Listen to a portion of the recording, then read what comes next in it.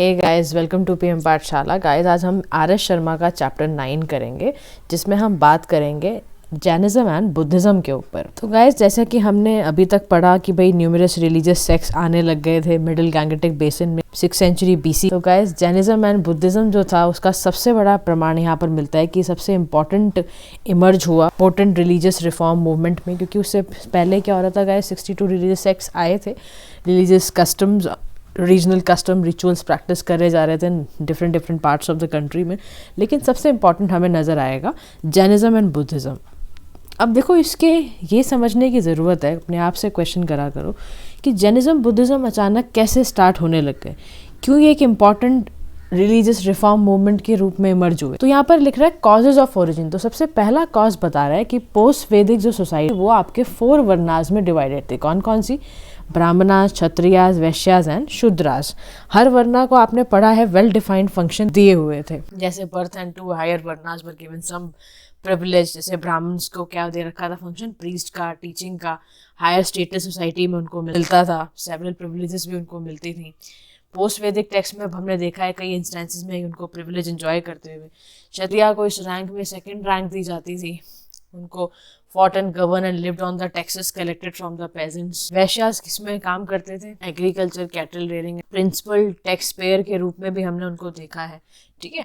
However along with 2 higher varnas एक category होती थी द्विजा या twice born. Dvija was entitled, उनको किस तरह एंटाइटल किया गया था कि वो सेक्रेड थ्रेड पहनेंगे और वेदास को पढ़ सकते हैं, which the Shudras were kept out. Shudras को ये वाला सेक्रेड थ्रेड पहनना और वेदास पढ़ने का हक नहीं दिया था। तो शूद्रास को सीधा काम क्या होता था कि जो तीनों हायर वर्णास हैं उनको सर्व करना है, अलॉन्ग विद वुमेन्स, जो कि वैदिक स्टडीज से उनको बाहर रखा गया था या को पढ़ने नहीं दिया जाता। ज्यादातर आपको वुमेन और शूद्रास क्या करते हुए मिलेंगे सोसाइटी में? डोमेस्टिक स्लेव्स, क्राफ्टमैन्स, ये सारे चीजें। तो they were called cruel, greedy and times, है ना, थिविंग इन हैबिटेबल्स भी बोला गया था वुमेन्स को, जितने भी आपके लोअर वर्ना के रूप में आते थे। तो नेचुरली वर्ना डिवाइड सोसाइटी जनरेट होने लग गई, लोगों के रिएक्शन आने लग गए कि ये तो हमारे साथ बहुत ही गलत होता जा रहा है। स्त्रियां जो कि एक्ट करते थे as a rulers, however reacted strongly against the ritualistic domination of the Brahmanas, बहुत ज़्यादा, क्योंकि वो रिचुअलिस्टिक चीज़ें शुरू हो गई थी, ब्राह्मणास का डोमिनेशन बढ़ रहा था, and seem to have led a kind of protest movement चलने लग गई। Importance attach to worth in the varna system बहुत ज़्यादा था कि अगर आप हायर वर्ना में पैदा हो गए तब तो आपकी लाइफ बहुत अच्छी है, अदरवाइज आप बहुत ज़्यादा अनप्रिविलेज तरीके से रहोगे। तो क्षत्रिय का रिएक्शन होता था against the domination of the priestly class, जिसको हम ब्राह्मणास कहते थे, जिनको वेरियस प्रिविलेजेस दी गई थी। अब ध्यान से सुनना, इस तरह से अब हम नए रिलीजन्स का ओरिजिन होगा। तो पहले आपको याद रखना है, हम जैनिज्म के बारे में पढ़ने जा रहे हैं। अगर क्वेश्चन आ जाए हु फाउंडेड जैनिज्म, तो याद रखना वर्तमाना महावीरा जी ने ये फाउंड किया है। गौतम बुद्धा ने, जिन्होंने बुद्धिज्म फाउंड किया था, वो क्षत्रिय क्लेम, दोनों ने ही डिस्प्यूट किया था अथॉरिटी ऑफ ब्राह्मणास पर। लेकिन जो रियल कॉज था rise of the new religion, introduction of new agricultural economy. देखो, अभी तक पढ़ा, रीजंस पढ़े कि भाई सोसाइटी में अनरेस्ट फैलने लग गया था among the women, among the Kshatriyas, among the other sections of the varnas against Brahmanas. तो सेकेंड अब आपका रीजन, जो रियल कॉज आया, वो आया क्योंकि नया एग्रीकल्चरल इकोनॉमी आने लगा। यानी कि समझो, इकोनॉमिक सिस्टम चेंज होगा तो उससे आपके रिलीजन पर भी इम्पैक्ट पड़ेगा। ठीक है। तो अब आपका क्या हुआ, नॉर्थ ईस्ट इंडिया में, इंक्लूडिंग कौन कौन से रीजन होते थे नॉर्थ ईस्ट इंडिया में? UP, northern and southern Bihar, जहाँ पर 100 सेंटीमीटर के अराउंड रेनफॉल होती थी। तो ये जो एरिया था, इसमें थिकली फॉरेस्टेड भी होता था, जंगल्स को क्लियर, आयरन एक्सेस का विदाउट द एड है ना, तो इसमें ऐसे कई इम्प्लीमेंट्स का इस्तेमाल भी करा जाता था।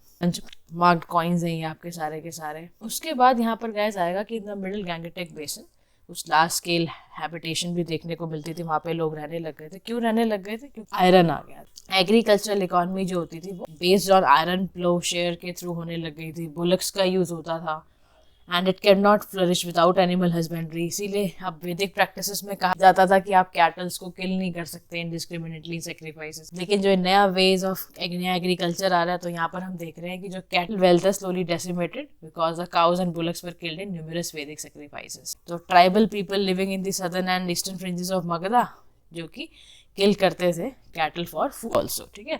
But if the new agriculture economy की बात करोगे तो वो स्टेबल था, the skilling had to be stopped.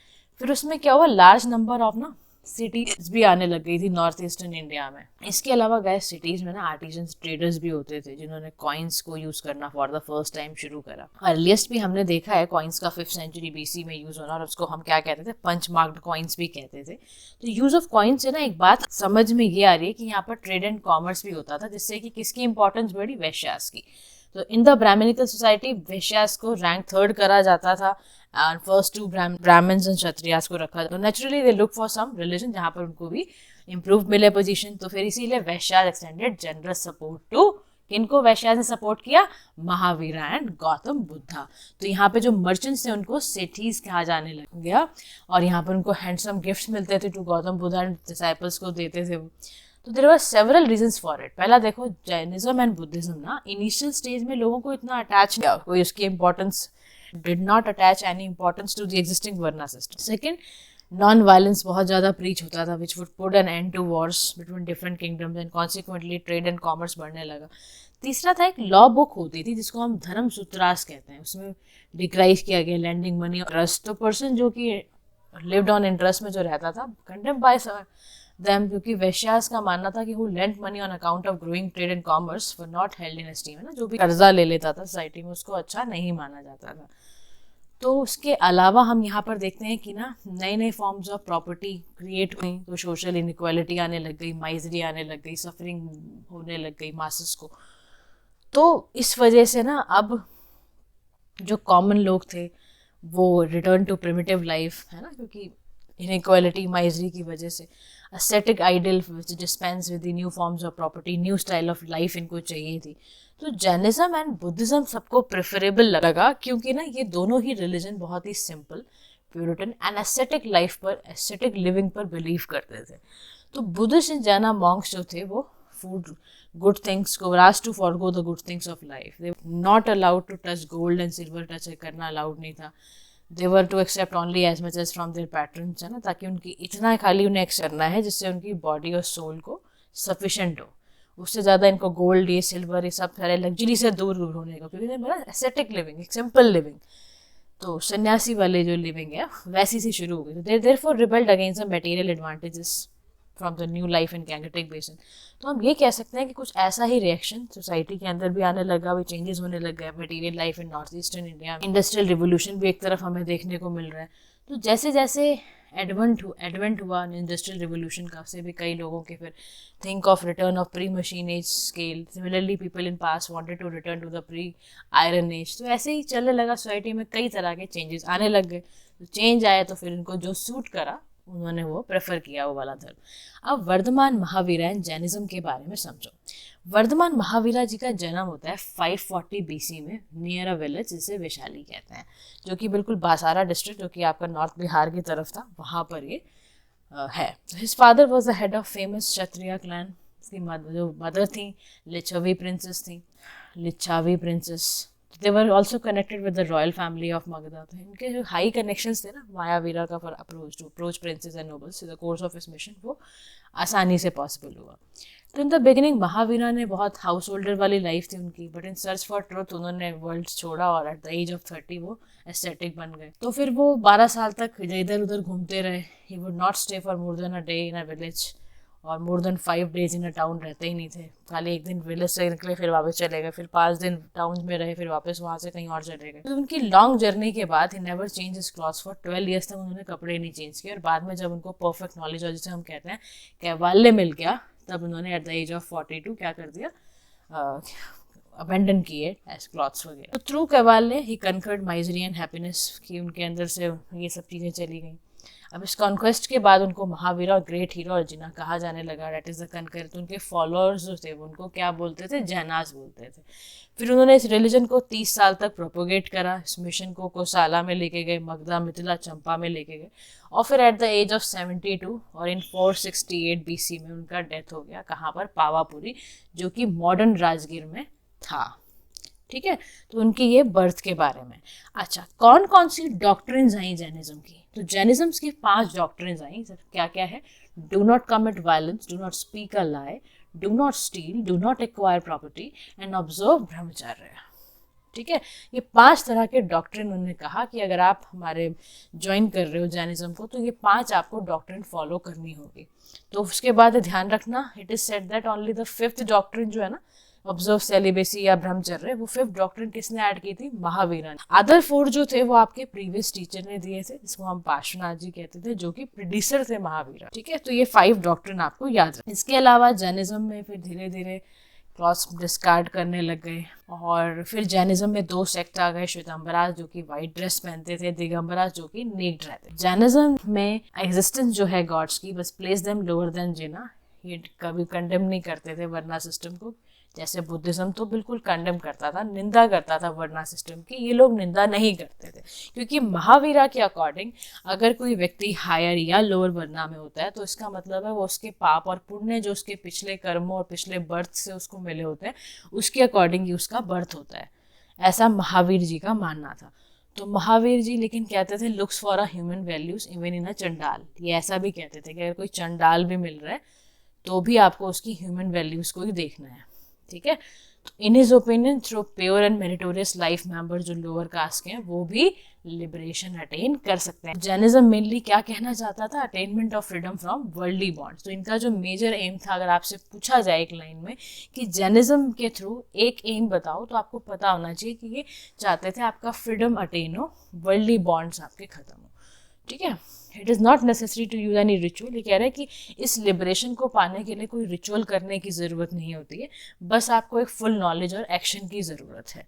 Full knowledge, action and liberation अगर 3 जेम्स माने गए थे या 3 रत्नाज माने जाते हैं जैनिज्म में। ठीक है, तो ये याद रखना आपको।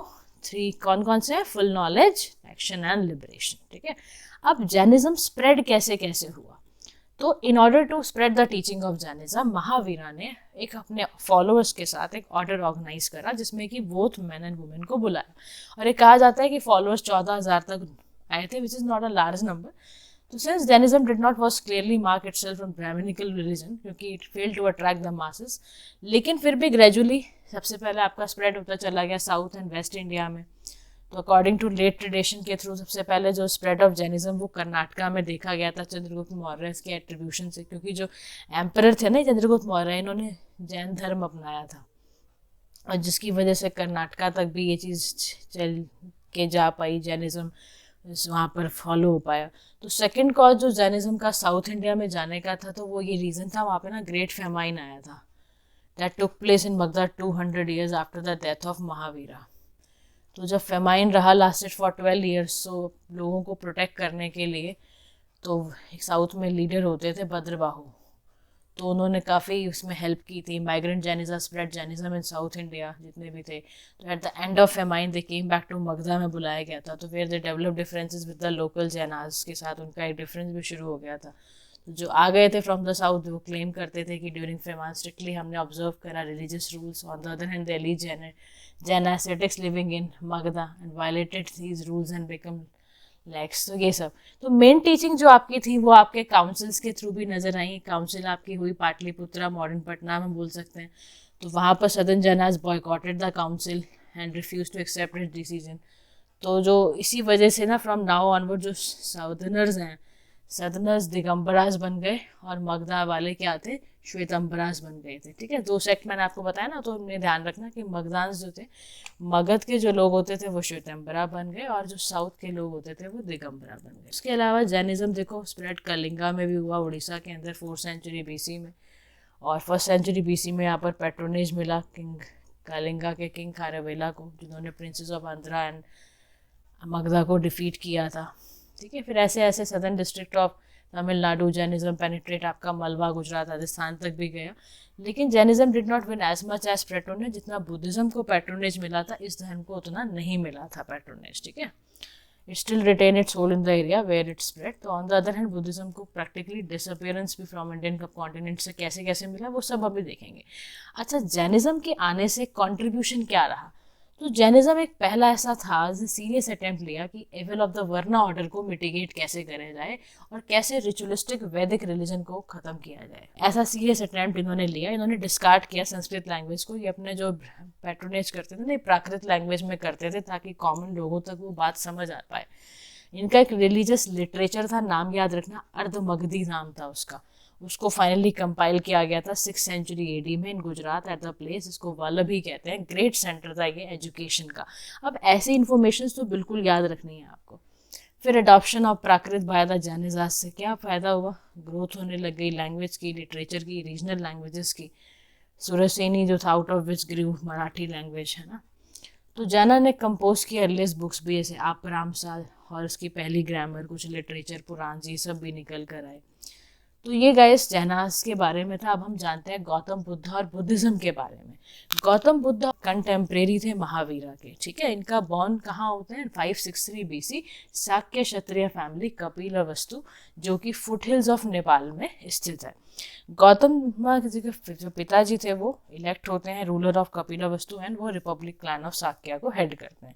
इनकी जो मदर थी वो कोसालन डायनेस्टी से थी। जैसे कि महावीरा जो थे, गौतम भी एक नोबल फैमिली से थे, बॉर्न इन रिपब्लिक, और he also inherited some republical sentiments भी इनको थे। तो चाइल्डहुड से क्या होता था, Gautam showed a meditative bend of mind. बहुत उनकी जल्दी शादी कर दी गई थी मैरिड लाइफ में, लेकिन उनको फिर कुछ इंटरेस्ट नहीं आया। तो फिर वो he was moved by the misery. कैसे उन्होंने कभी देखा नहीं था ना ऐसे कभी बाहर जाके कि ऐसे भी हालात हैं लोगों के, माइजरी है। एंड उन्होंने देखा लो वर्ल्ड तो सारा सफ़र कर रहा है, उनको लगा भाई इसका सोल्यूशन क्या है। तो at the age of 29 Mahavira जो थे उन्होंने घर बार छोड़ा और वो 7 साल तक इधर उधर भटकते रहे। और फिर फाइनली उनको नॉलेज अटेन हुई 35 की एज में, जब बौद्ध गया अंडर अ पीपल ट्री। फिर वहाँ से उन्होंने को बुद्धा कहा जाने लगा और उनको इनलाइटन बोला गया। तो गौतम बुद्धा जी ने अगर पहला सर्मन इनका आए तो याद रखना सारनाथ बनारस में डिलीवर करा था। इनकी जो जर्नी थी बहुत लॉन्ग चली थी, जगह जगह पे इन्होंने मैसेज फैलाए। और स्ट्रॉन्ग इनका फिजिक है, 20 से 30 किलोमीटर एक दिन में चलते थे, इधर उधर घूमते थे, प्रीच करते थे, मेडिटेट करते थे। 40 साल तक ऐसे ही इनका चलता रहा। उसके बाद गौतम बुद्धा जी की जो डेथ हुई थी गैस, वो ध्यान रखना 80 की एज में हो गई थी, 483 BC। जो जगह थी वो कुशीनगर थी। कुशीनगर आइडेंटिकल विलेज है कासिया, आपका देवरा डिस्ट्रिक्ट अगर आपने सुना हो, ईस्टर्न यूपी, वहाँ पर हुई थी। अच्छा, अब जैसे हमने डॉक्ट्रिन ऑफ जैनिज्म पढ़ा था, ऐसे ही अभी हम डॉक्ट्रिन ऑफ बुद्धिज्म को समझते हैं।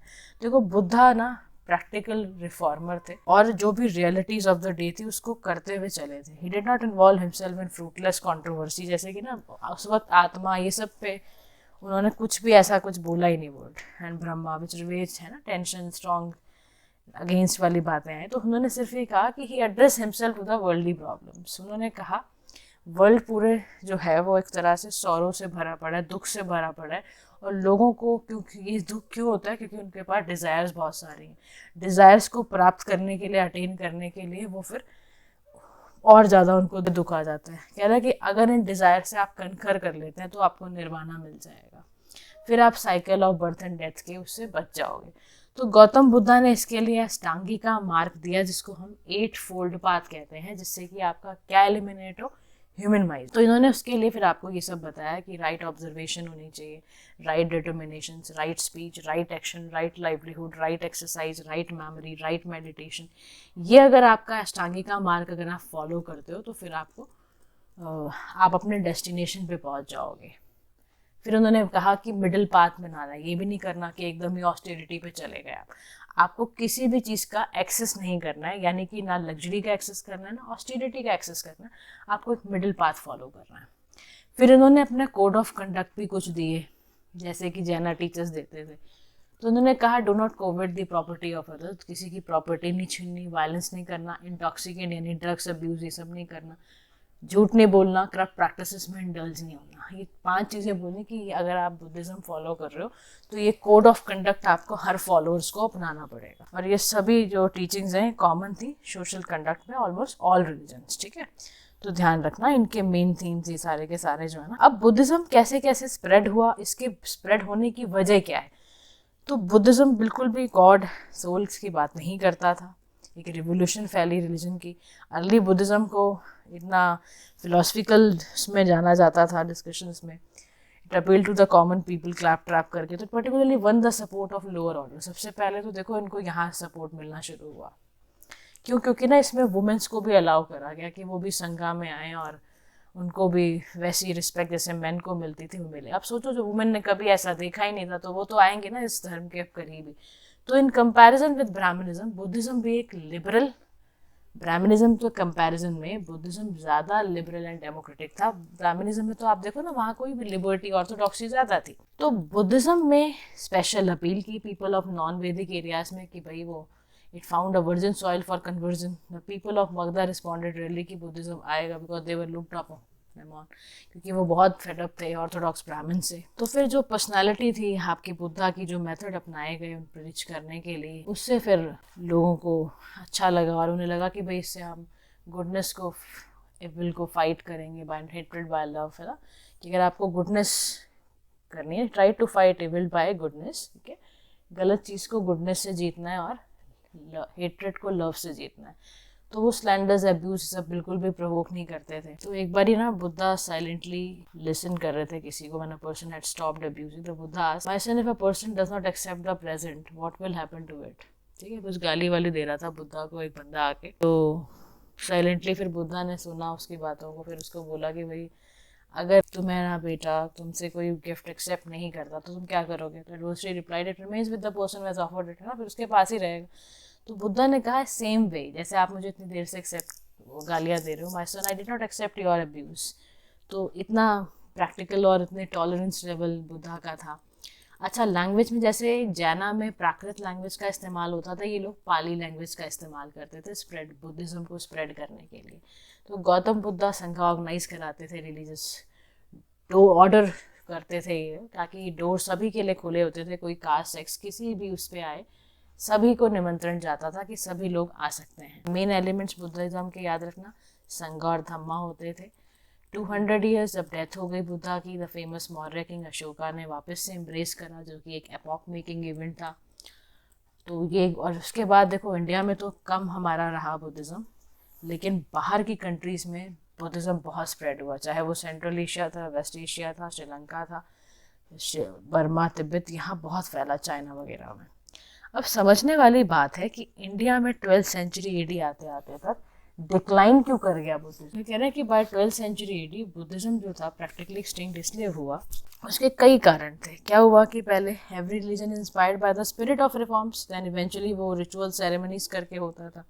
बुद्धिज्म में ऐसा मेटामॉर्फिज्म नहीं था, it became a victim of evils of Brahmanism. तो to meet the Buddhist challenge, Brahman ने ना अपना रिलीजन भी रिफॉर्म करा। उन्होंने स्ट्रेस करा कि हमें ना कैटल वेल्थ को प्रिजर्व करना चाहिए, वुमेन को एश्योर करना चाहिए, शूद्रास का इन्फॉर्मेशन टू हेवन बुद्धिज्म कराना चाहिए। On the other hand change for the worse, Buddhism को भी उन्होंने चेंज करने की कोशिश करी। अब ग्रेजुअली क्या होता था, जो बुद्धिस्ट मॉन्क्स होते थे ना, वो main stream of people life से कट ऑफ होने लग गए, पाली लैंग्वेज बोलना बंद कर दी, संस्कृत बोलना शुरू हो गया, जो उस समय की ना इंटेलेक्चुअल्स की लैंग्वेज होती थी वो बोलना शुरू कर दिया, वर्शिप शुरू कर दी लार्ज स्केल में, न्यूमरस ऑफरिंग लेने लग गए ये लोग।